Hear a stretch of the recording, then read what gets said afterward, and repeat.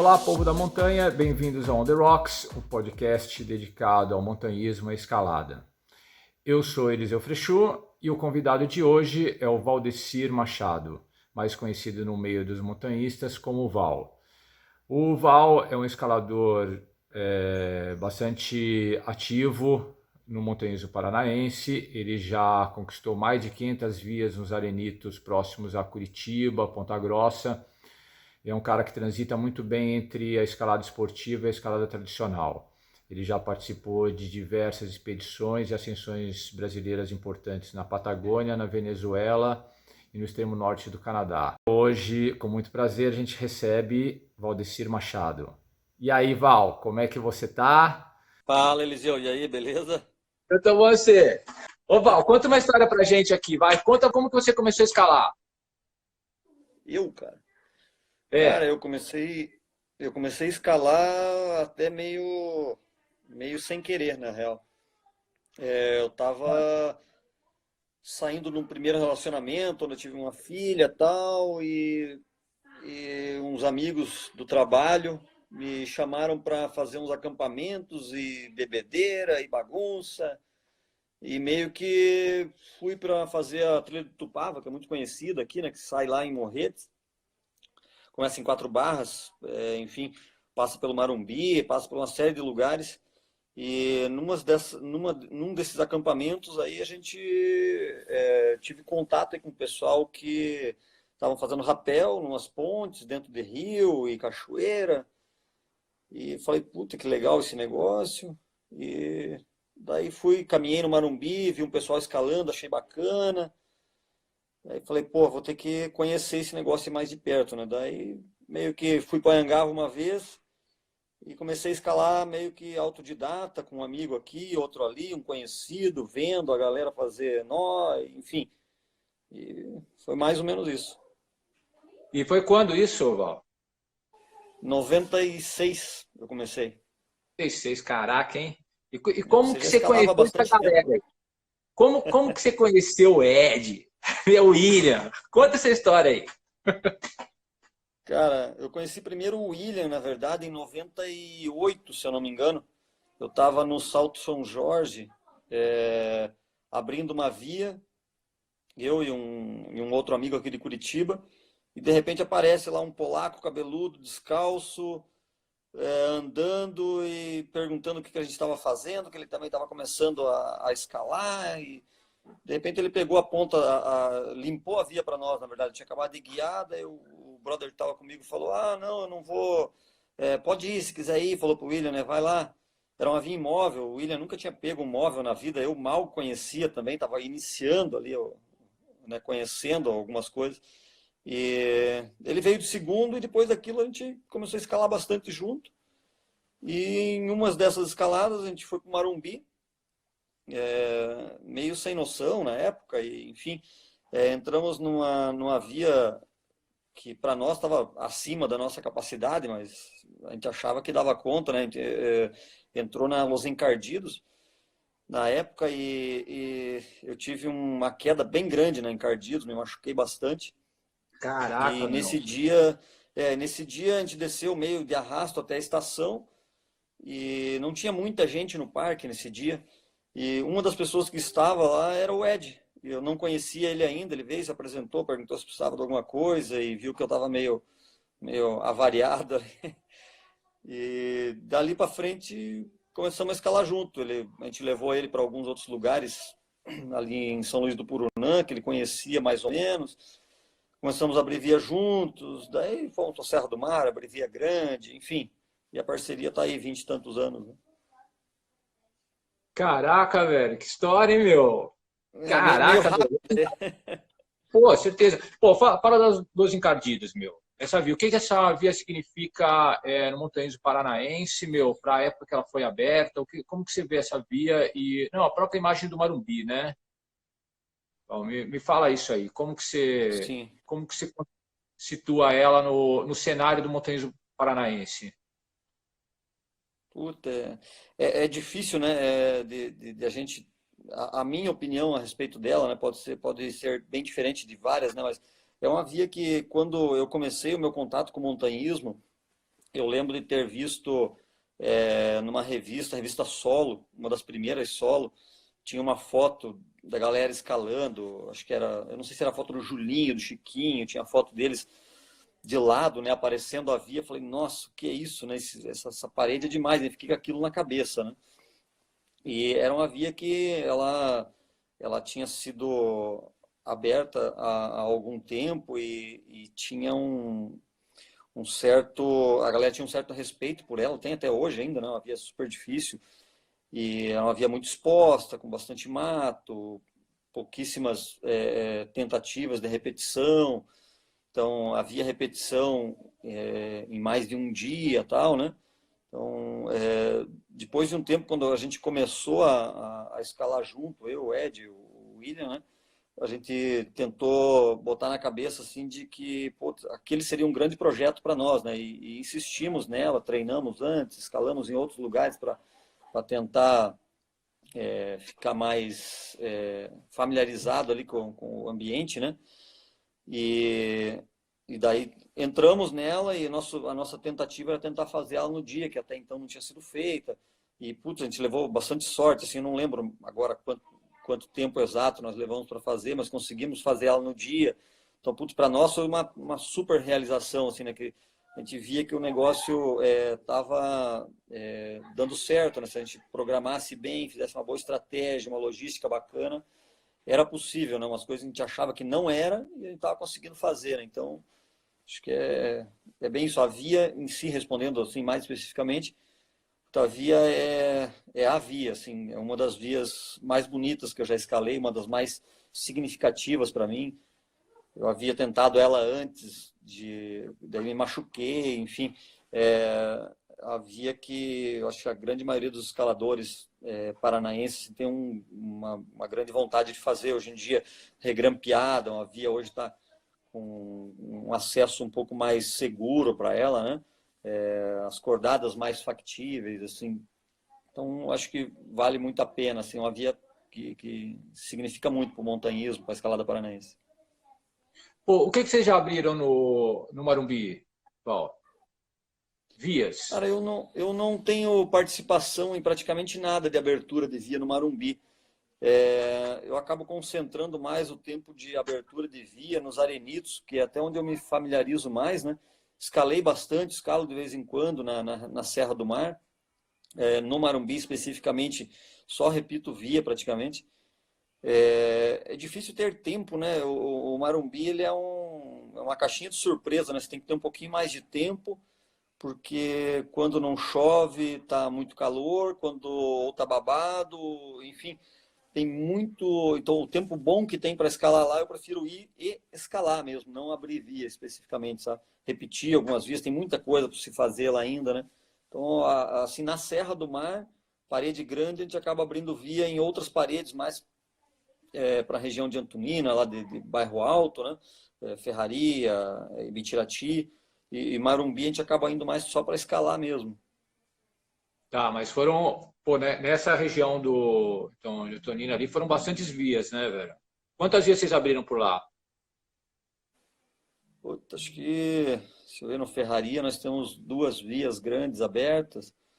No, no Ibitirati, mais uma via grande. E algumas outras tentativas, mas vias grandes, acho que três ou quatro vias grandes que nós abrimos ali. Entendi. Via Deus e o Diabo no Ferraria, a Musguenta no Ferraria. Qual mais? Tem Toca-Toca o Pau na Mula, que é no Ibitirati, que é uma via que a gente ainda não repetiu ainda também, né? E até a gente tem ideia de ir para lá para tentar liberar ela, projeto já de alguns anos aí, ainda não conseguimos efetivar isso daí. Acesso bem difícil, né? Muitas horas e complicado de chegar. Sim. Tá, para quem não acompanhou, Val, fala um pouco da travessia King Kong e o que foi qual que foram as dificuldades que vocês encontraram para estar fazendo essa travessia, linkar todas essas vias, numa tirada só.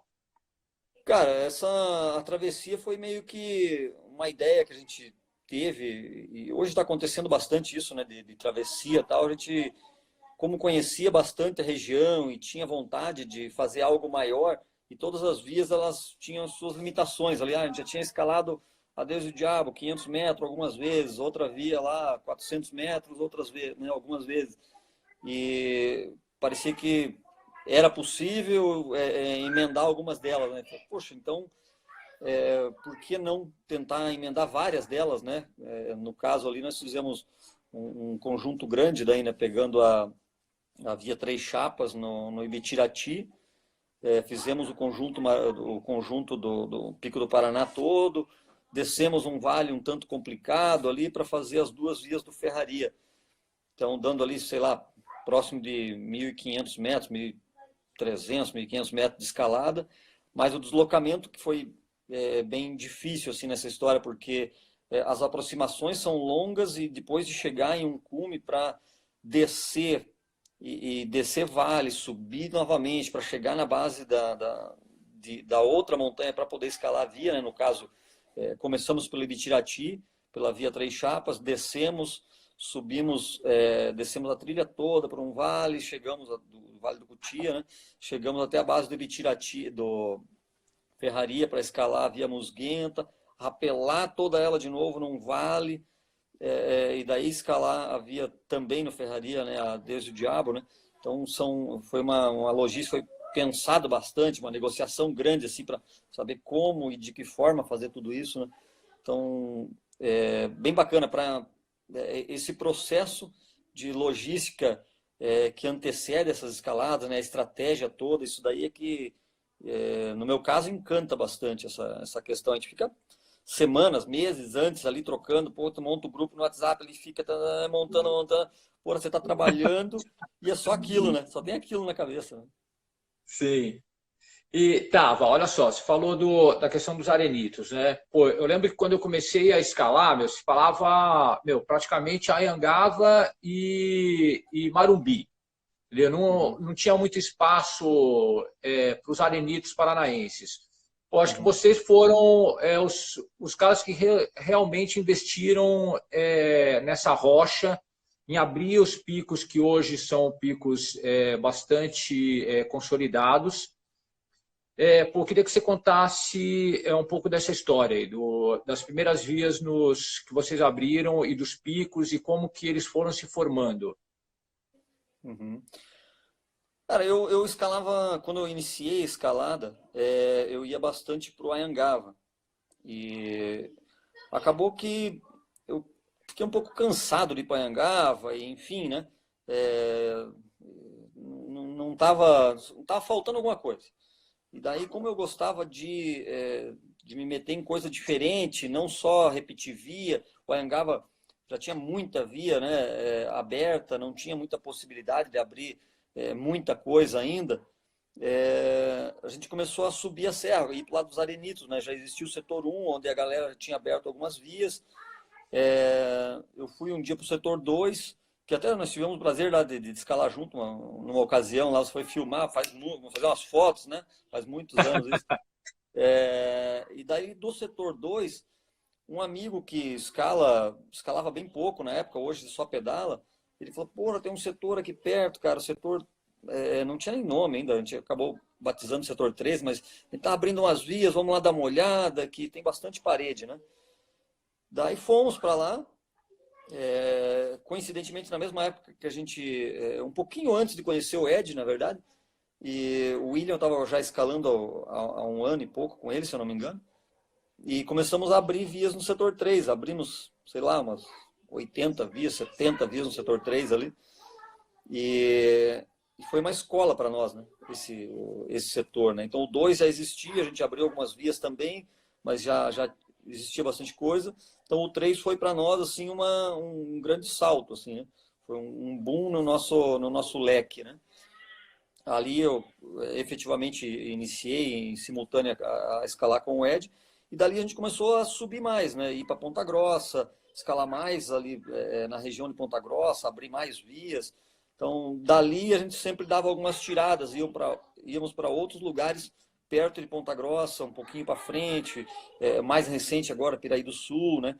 Então, foi bacana, assim, que essa interação com a escalada dos arenitos, né?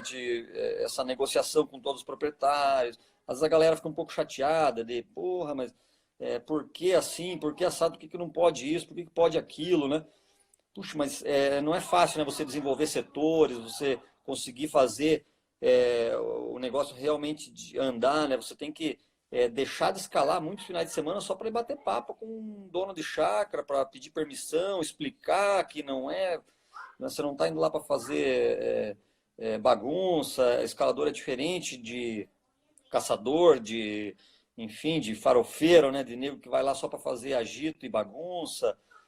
Então, essa parte toda, assim, é bem interessante, né, cara? E o fato de abrir muita via é meio que natural, né? Os lugares não tem nada, né? E muita fenda, muita parede boa para se escalar. Então, normalmente a gente vai para os setores aí, começamos a abrir as vias em imóvel, que realmente é o que a gente gosta de fazer, né? Escalada imóvel, e depois dessas vias imóvel começam a surgir inúmeras esportivas, né? Então, automaticamente o setor vai se formando, né? E a galera tem colaborado bastante, não dá para reclamar, a galera tem participado, tem uma galera ajudando aí com abertura, com cuidar do lugar, ajudar a divulgar bons hábitos aí nos lugares, né? Então, esses dias eu estava conversando com o William, falei, poxa, dá saudade, né, de ir para os lugares de novo e escalar nesse tempo aí de isolamento aí que a gente tem tentado colaborar aí. Pô, você fica numa neura, né? Que o William, pô, não aguento mais, tem que abrir via. Ele estava fazendo uma contagem lá, tem mais de 500 vias abertas, né? Então, eu acredito que Caraca, velho. eu não imaginava que estava em tanto assim, né? Mas eu acredito que a gente deve ter aberto aí junto com ele umas próximo de 400 vias, mas ele é meio estriquinado, é bem louco para abrir via. Então, Sim. mas é mais ou menos isso. Os arenitos proporcionam, né, bastante coisa, né? E ainda tem muito por vir ainda. E acho que o importante seria não só arenito, mas no granito também, né? Tem que abrir o leque todo mundo, né? Não dá para escalar, ficar só num lugar escalando, né? Se você quer realmente escalar o mundo, quer escalar para todo lugar, você tem que diversificar, né? Pô, meu, com certeza. Agora, Val, olha, vocês foram realmente privilegiados, né, velho? Pô, meus arenitos são uma rocha, meu, a qualidade do arenito paranaense nos pontos que eu conheci, das vias que vocês abriram, e pô, a questão da proteção móvel em Piraí do Sul, ou antes mesmo, até no setor 3, né? Me diz o que isso te ajudou, Val, e ainda pode contribuir quem está começando a escalar e olhando para as grandes paredes, o que isso ajuda, o que isso te ajudou e o que isso pode contribuir para quem está de olho nas grandes paredes. A escalada no arenito. Eu acho que o arenito até, e o exemplo pode ser para granito também, né?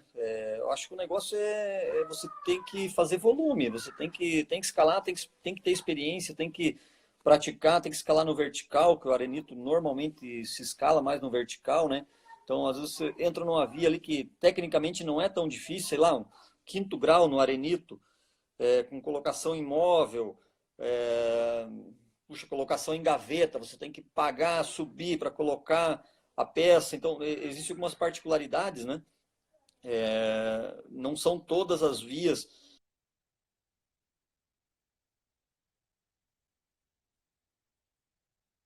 Né? Principalmente na região aqui de São Luís do Purunã, setor 1, 2, 3, né? Lá em Piraí a gente já tem um pouquinho mais de fendas verticais, então a técnica já muda um pouquinho mais, né? Então eu acredito que para quem quer começar a escalar, vale muito a pena fazer volume nesses lugares, né? Quem quer começar a escalar mais imóvel, digo, né? E quem quer aprimorar a técnica, né? Vale a pena fazer vias pequenas, às vezes é meio chato, né? O pessoal não tem muita paciência hoje com essa velocidade de informação que existe hoje. Todo mundo já quer ir direto pro. Putz, já quero fazer direto, né? O Fitzroy, né? Já quero direto fazer a escalada grande, né? E E não é, né, cara? Tem que ter uma base, tem que ter. Pode dar certo? Pode, como dá muitas vezes, né? De a galera entrar em vias, pô, a galera que escala só esportiva, de repente entrar numa via mais trad, dura e tal, e sair, se dar bem, puta, tem grande chance de dar certo. Mas é legal solidificar, né? Fazer uma base boa. Hoje em dia não se vê mais falar em escalada artificial, o pessoal acha que, pô, se eu não consigo fazer em livre, não vou nem fazer a via, né? Beleza, mas faz parte, né? A gente vem de uma escola que a gente fez muito artificial, que te dá o traquejo, te dá essa nessa desenvoltura para se virar na hora da roubada, né? Porque muitas Sim, vezes é sim. bem isso, é mais você ter, não é nem você ser um cara, um escalador muito forte ou muito técnico, é você ter jogo de cintura, né? Ser safo na hora da roubada, poder sair dali, né?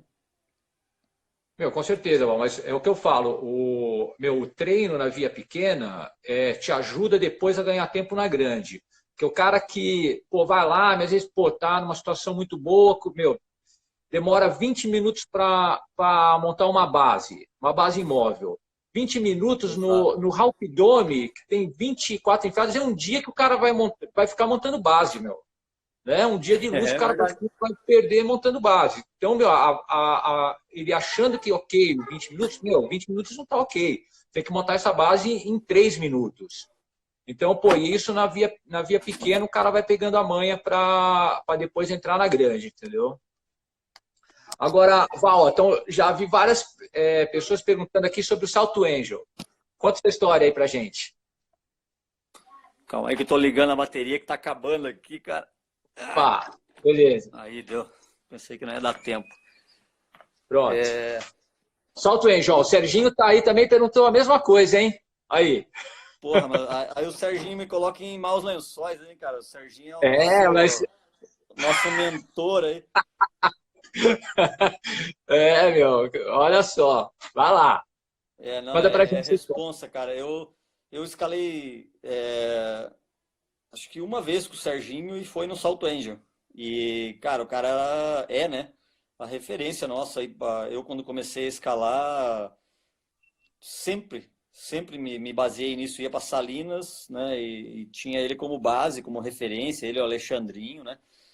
E, e quando surgiu a oportunidade né, de escalar o Salto Angel, que o Valdemar montou ali o esquema todo e falou, putz, montou a equipe, falou, olha, eu acho que seria legal você, o Ed, tal, o Chiquinho, o Serginho, o que vocês acham, tal.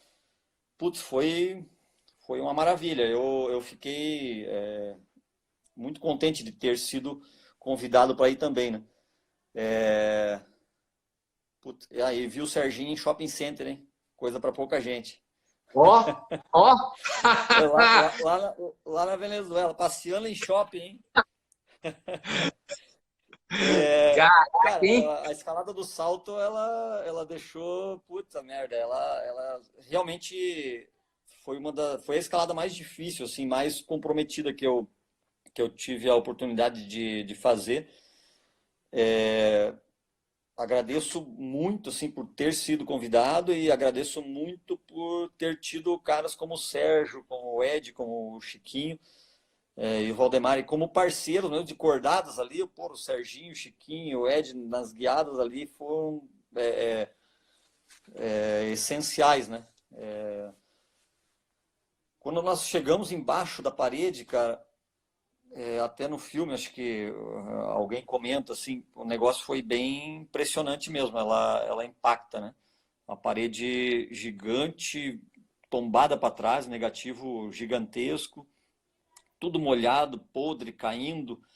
Então a gente meio que eu dei uma amarelada na hora. Falei, meu Deus, o que a gente está fazendo aqui, né?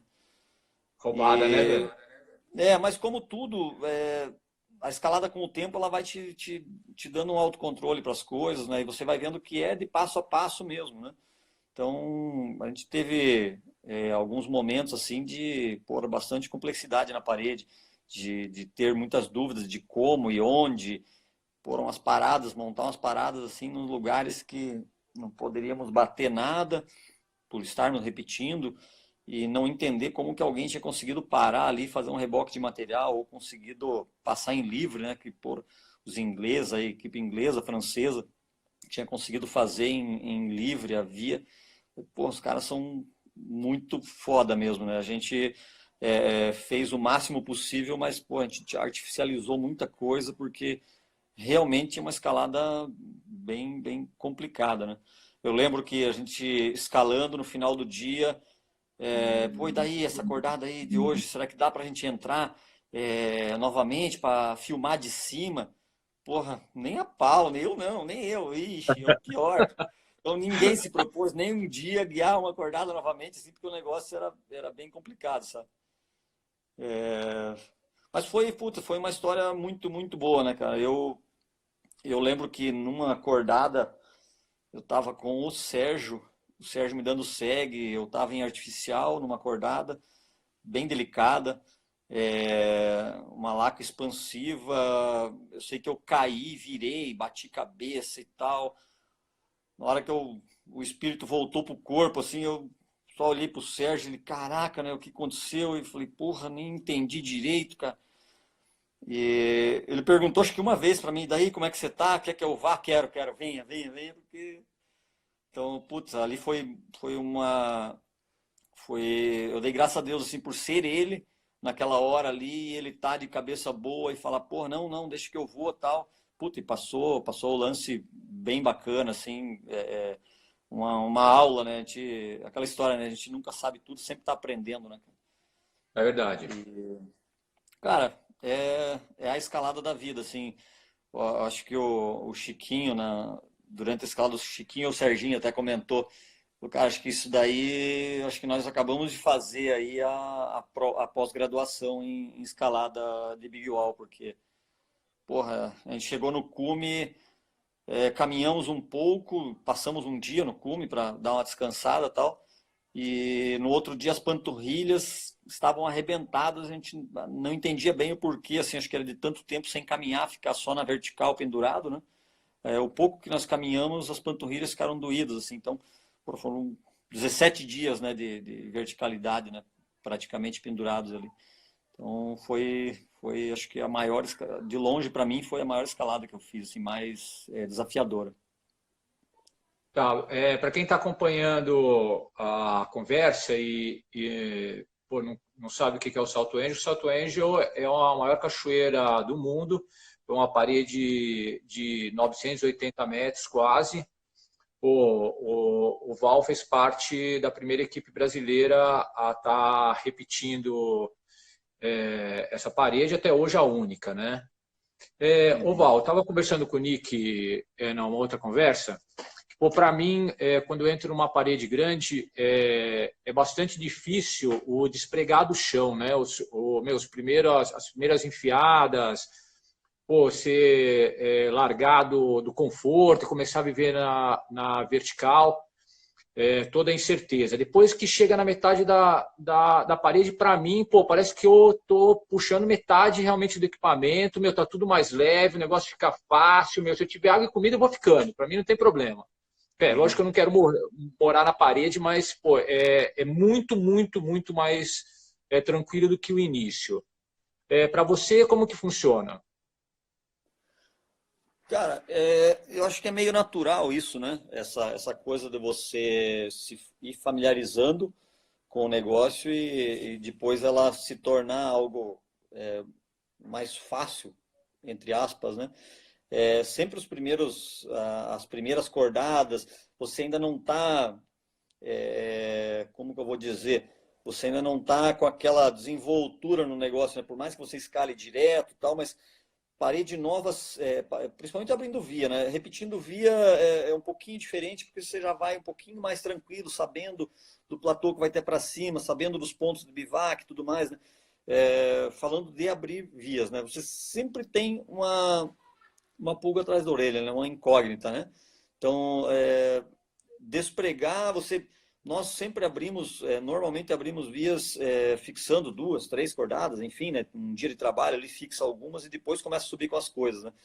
Então não é fácil esse momento de sair do chão. Você sempre tem um pouquinho de receio. Será que eu não esqueci nada, né? Será que a água vai dar? Será que a gente vai conseguir sair com 5 dias, com 6, com 7, com 10, enfim, né?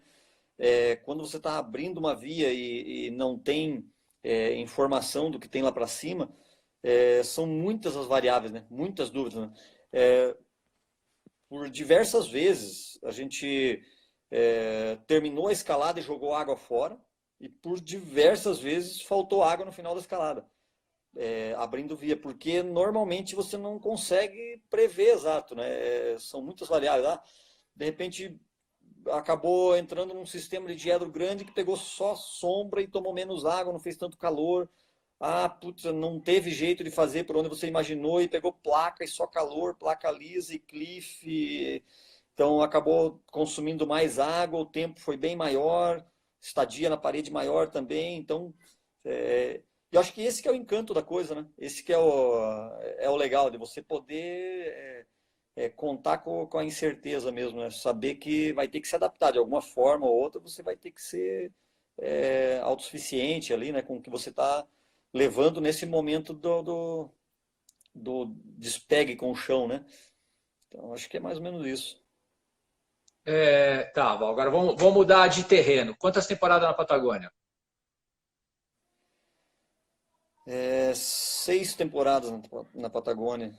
6 temporadas. 6 temporadas. Quantos cumes? Quais foram? Cara, os cumes maiores, eu tenho os cumes ali do conjunto do FITS, né? Falta a Mermoz para mim só. Então é a agulha a Guijalmé, o FITS, Poincenot, Rafael Juárez, Saint-Exupéry e a agulha de Laesse. Então, assim, das maiores ali, o que falta é a Mermoz para mim. Aí tem algumas outras menores que eu fiz ali para trás, né? A Medialuna, Motito, enfim. Do conjunto do Torre ainda não consegui fazer nenhuma delas. Não, não, não tentei nada ainda no conjunto do Torre. Tá, mas o Torre, me conta essa história aí. O Torre eu ainda não pude. No ano que o Ed fez o Torre, Sim, em mas é uma coisa, é um 95. projeto seu. É um projeto, velho. Puta, claro, claro, é um sonho, né? Esse ano a gente foi Não pra adianta. lá, eu ficava instigando os piá, falava, porra, vamos, vamos, vamos, né? Mas realmente a temporada foi bem ruim, mas era um dos nossos planos, assim, de quem sabe tentar o Torre, né? Tá, Mas enfim, é algo assim que a montanha tá lá e se der a gente vai fazer, né? Então, a Patagônia, especificamente ali a região de Chaltén, é complicado de você fazer muito plano antes, né? Porque é muito instável, né? É uma, uma loteria, né? Então você vai com alguns planos e sempre tem que estar se adaptando, né? Você vai tentar fazer uma agulha menor. Bom, dessas temporadas que eu fui, na penúltima temporada que eu consegui escalar a Guijalmé, pô, e não foram por falta de tentativas. Eu tinha tentado várias vezes e sempre tinha dado para trás. Então eu tinha conseguido escalar várias outras montanhas, né, mais difíceis e enfim, e a Guijalmé eu não tinha conseguido ainda, eu estava com aquilo atravessado, falando, não acredito que ainda não consegui escalar a Guijalmé, que normalmente é a porta de entrada, né? A galera vai para fazer ela primeiro e eu ainda não tinha conseguido fazer ela, né? caramba, velho. Mas o projeto desse ano era fazer a travessia do Torre. O que vocês estavam imaginando? Não, não a travessia do Torre, não. A gente tinha vontade de fazer alguma travessia no FITS ali, na cadeia do FITS, né? Fazer, começar na Guijalmé e a Mermoz, quem sabe fazer um pedaço do FITS, ou a Guijalmé, Mermoz, enfim, e o FITS, mas o que o tempo desse para fazer, né? Um segundo plano nosso era, de repente, tentar o Torre, né? Mas porque é bem mais complexo o negócio também, né? Bem mais difícil e as temporadas não têm colaborado muito, né? E tempo, né? Conseguir fazer uma temporada longa na Patagônia, para mim, não é algo fácil por conta da logística toda de trabalho, família. Então, para você conseguir isso, teria que ir com um pouco mais de tempo para lá, para sentir um pouquinho, né? Esse ano a gente fez, fomos com alguns planos e não fizemos nada do que a gente imaginava. A gente foi se adaptando no meio do caminho e fazendo coisas menores, né? Mas Sim, mesmo assim a gente aproveitou bastante, né? Fora os joelhos aí que acabaram sentindo bastante, mas agora dá para descansar bastante. boa. Tá, me fala do Fitzroy. Vamos aí. Conta essa história, Fitzroy. Putz, Fitzroy. Fitzroy, para mim, cara, foi a montanha mais bonita que eu escalei, assim, uma das que eu mais sonhava em escalar e conseguir fazer. Por sorte aí, estava com o Ed junto, o William não estava nessa oportunidade lá, a gente acabou escalando com o argentino, o Gabriel Sim. Otero. E, enfim, cara, putz, é uma montanha que não tem como a gente falar dela sem, no meu caso, né, sem falar da Robertinha, né? Ela que instigou muito a gente a fazer ela na temporada que a gente estava lá, nessa de 2006 que a gente fez. O Fitz estava numa condição um pouco complicada, a temporada não estava fácil de se escalar. E, e no acampamento lá no Matze, no acampamento livre que existia na época, a gente ficava muito tempo no acampamento, muito tempo ocioso com a galera e, pô, e daí, vamos fazer isso, vamos fazer aquilo, e vamos tentar. E ela ficava ali batendo na mesma tecla, pô, vocês têm que ir pro FITS, vocês têm. A gente sempre tinha aquela dúvida ainda, né? Putz, será, né, que a gente tá preparado? Será que dá, né? Pô, a gente vê tanta equipe indo e voltando, batendo cabeça, e será que vai dar? Daí, e ela ficava ali, não, pô, vocês têm que ir, vocês têm que ir, vocês têm que ir, vão lá por trás do FITS, que é melhor, a via é mais longa, mas é mais fácil, né, pela Oeste, lá no caso a FANACF, né? Pô, a via nunca teve repetição, vão lá que vocês conseguem, vão, eu fui com, se eu não me engano, ela tinha ido com o José Pereira, acho que era mexicano, se eu não me engano, né? Sim, Ela sim. tinha ido até um trecho com ele, voltaram, ela falou, pô, faltou pouco para nós e vocês têm entrosamento, vocês estão escalando bem. A gente montou a estratégia e fomos, acabamos conseguindo fazer aí a primeira repetição da via na época. Acho que fazia 27 anos que a via tinha sido aberta pela equipe francesa, né, o Jean Fanassieff, mais o restante da equipe. E foi bacana, cara. Conseguimos fazer, subimos ela por uma face que a gente não conhecia muito, a via super longa, não achamos nenhum vestígio na via inteira da conquista dela. Então, foi para mim assim foi quase que uma reconquista da via. No terceiro dia de escalada, a gente chegou no cume bem, bem, bem cansado. Dormimos na metade do rapel, rapelamos pelo leste, na verdade, não rapelamos pela via que subimos. Nós resolvemos descer pela face leste, que é bem mais curta, né, pela via franco-argentina, que teoricamente era bem fácil de encontrar os rapéis, mas a gente começou os rapéis à noite e a corda prendeu, daí passamos o resto da noite numa repisazinha, um platôzinho pequeno de gelo, para poder amanhecer e tentar encontrar a linha exata do rapel, né? Por sorte, o clima colaborou, só fez frio, mas o clima colaborou, a gente acordou, escalamos um pouquinho, conseguimos desenroscar a corda, iniciamos os rapéis, caímos no sistema de diedro da Franco-Argentina, e daí o rapel foi só alegria, né? Foi só desfrute, né? Chegamos no primeiro acampamento alto, no acampamento de Rio Blanco, na época ainda existia o acampamento dos escaladores lá. Tava todos os brasileiros lá, então a galera já estava até preocupada, porque a gente já tinha passado bastante tempo fora. Enfim, tinha alguns brasileiros que haviam, acho que subido até as covas ali para tentar escalar pela leste, voltaram e ninguém tinha ouvido falar de nós. Então estavam já fazendo uma movimentação ali de preocupação, mas graças a Deus não tinha sido nada, né? E tinha dado tudo certo. Foi a montanha mais icônica, né? Assim que eu escalei. Uma das que eu mais tinha vontade de escalar era ela, né? Como eu falei, o Salto Angel foi a escalada mais difícil, assim, disparada, um grande comprometimento e tal, né? Mas assim, de montanha que eu gostaria de fazer, FITS acho que era uma das que eu mais tive vontade e graças a Deus deu certo de fazer. Massa. Velho, me diz qual que é a escalada mais exótica que você já fez. Mais exótico, doido, meu, a situação, meu, alguma coisa que, meu, exótico. Qual foi o lugar mais doido? Puta vida, lugar mais doido. Difícil assim de. Cara, um dos lugares mais doidos foi onde nós fomos juntos, né? Um dos lugares mais bonitos que eu já conheci, né? A Lotus Flower, né? Acho que esse lugar, o final da nossa escalada, né? Eu pensei que eu tava doidão na hora, porque a gente terminou de escalar, começamos a caminhada de volta, aquela aurora boreal foi algo surreal, né? Isso é algo que eu até arrepio só de falar, eu já lembro, né? Essa foi uma das grandes escaladas assim, que eu tive o prazer de participar e te falar que dificilmente vai ter outra assim que marque como aquela, né? A escalada em si foi espetacular, né? Aquele Foi headwall, espetacular. né? O que foi aquele headwall, né? Meu, que foi aquele Red Wall, cara. Pô, e é impressionante que a gente lia, né, a respeito do lugar e, pô, cara, meu, você tá ali de repente, cara, meu, eu tô no lugar da foto da revistinha, né, meu? Cara, É, isso é doido. Cara, não, exatamente. foi irado mesmo. Pô, foi uma puta escalada, cara. Pra mim foi, com certeza, também uma coisa que marcou muito. Pô, e deu tudo muito certo, né, velho? Pô, a gente, o entrosamento, tudo, pô, a gente teve um dia, meu, muito, muito bonito, meu, e, pô, cara, pegamos luz na escalada inteira, né, velho?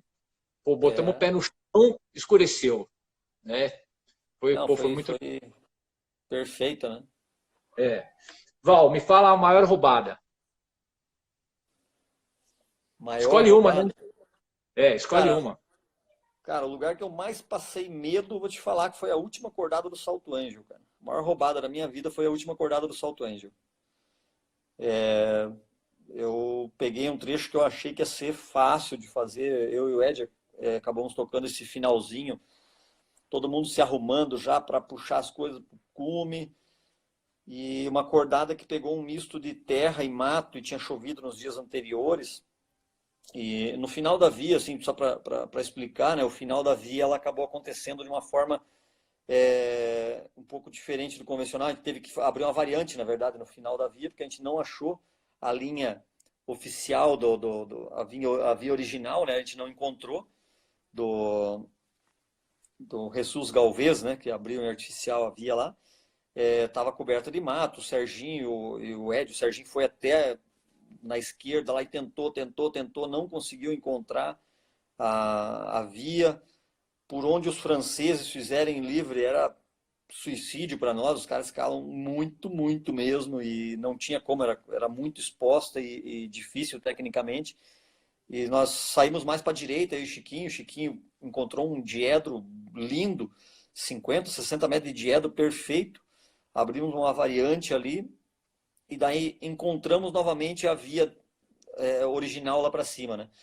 E depois, difícil de achar a posição, porque começou a mesclar muito com o mato, achar a via especificamente, né?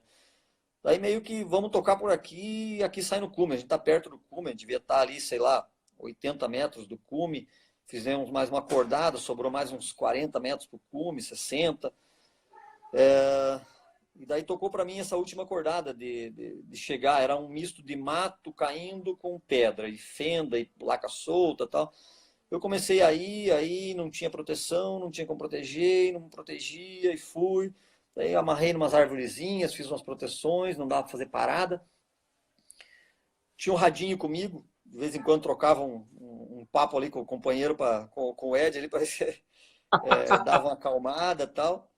E, cara, a corda acabando, ele gritando, eu via a alguns. Eu estava mais ou menos a uns 8 metros, 8, 10 metros de umas árvores boas do cume. Umas árvores de, sei lá, 8, 10 centímetros de diâmetro, assim, o tronco delas, né, que já daria para montar a parada. E só que eu caí num lance de teto, um buraco, uma cova de terra, assim, um buraco de barro e molhado. A parte mais negativa, assim, a parte mais no fundo estava seca e para fora estava mais úmida. E eu não tinha mato para segurar, não tinha pedra, não tinha garra. Não, eu entrei numa cova de terra, fiz um buraco, melhorei, entrei dentro dela e não tinha proteção para baixo e não sabia o que. Não estava encontrando a forma de sair dali. Daí chamei o Ed pelo rádio e falei, cara, o negócio aqui deu uma complicada mesmo, não sei o que fazer. Não tenho o que fazer, eu tô com os estribos, tem algumas pecinhas aqui, mas não tem pedra mais, é só mato. E não é só vertical, agora tem um trecho negativo para passar aqui de terra, tudo caindo. Daí ele, não, porra, veja, procure e tal. Daí fiquei mais um tempo, procurei, não achei, chamei ele de novo. Falei, cara, ferrou, cara, não sei o que fazer aqui. Não tem como eu descer daqui. Eu paguei um monte de lance delicado, não sei o que fazer. Ele ficou mudo um tempo, daí eu esperando ele me dar a solução pelo rádio, e não tinha essa solução, né? Ele só falou, calma. Falei, porra, esperei tanto tempo para você me falar calma, né, cara? Daí, sei lá, eu sei que eu comecei a cavar naquela terra. Daí eu fiz 3 passadas de balaclava, cavei, né? Fiz a balaclava ali com os estribos, cavei, passava o estribo por um lado, abraçava com o braço em volta, unia, fazia o estribo, a hora que eu pisava nele, ele começava a Cara, derrubar, daí fazia o outro em raizinha, cara, e aquele banhado caindo, e a terra e raiz. Daí, puxa, cheguei numa árvorezinha assim, peguei o estribo e meio que de cowboy assim, joguei até que ele deu a volta, peguei um galinho, puxei ele. Isso estava estourando os 60 metros, a corda estava super pesada. Lacei por trás, assim, consegui puxar. Gritei para ele que a corda estava fixa. Daí. Quer dizer, ainda não estava fixa, né? Eu estava fixo já, mas eu estava num lugar firme, né? Ele conseguiu me liberar um pouquinho mais de corda para eu conseguir fixar a corda para ele e jumariar, né? Daí depois que ele veio, daí sim conseguimos montar um sistema melhor, individual, para poder trazer o resto da galera para cima, enfim. Mas ali realmente eu vi os burros na água ali, cara. Ali foi a pior situação que eu passei em parede, assim, disparado. Que na verdade não era nem cara, parede, era um banhado, era uma terra, né? meu, aquela situação que você fala, se eu sair dessa, eu não escalo mais. Ah, eu já estava jurando, eu estava no 17º dia de escalada de parede, cara. Eu já tinha jurado isso lá embaixo, já uns dias atrás eu tinha falado que não ia mais escalar. De repente aquilo ali ainda, né? Então, assim, isso só me fez pensar mais de que realmente vale a pena você abrir o leque, sabe? Escalar de tudo um pouco, fazer um pouco de cada coisa, não ficar bitolado, porque uma hora ou outra você pode precisar e tem que se adaptar nessas horas, né? Então, ali serviu, assim, acho que toda a escola que eu tive, todos os artificiais duros, ou fáceis, ou, enfim, aberturas de vias e as roubadinhas que a gente entrou aí ao longo dos anos, acho que ali somou tudo e deu para achar uma solução que depois de encontrar a solução pareceu bem óbvia, né? Mas putz, até eu encontrar aquilo ali, eu tinha já dado por perdido o negócio ali. Caramba, que história, hein, Val? Ô, Val, tá dando o nosso tempo, velho. Pô, muito obrigado pela conversa, meu. A galera pirou aqui, ó, nos comentários, meu. Pô, foi especial mesmo, velho. Pô, Não, obrigado valeu, pela valeu. conversa. Eu que Então, tudo de agradeço bom para aí. você. Pô, a galera Valeu. que tá ouvindo, meu, muito obrigado. Valeu. Pô, Valeu, abração a todos. valeu. Meu, tudo de Falou, bom. até. Um abraço. Tchau, Val. Abraço.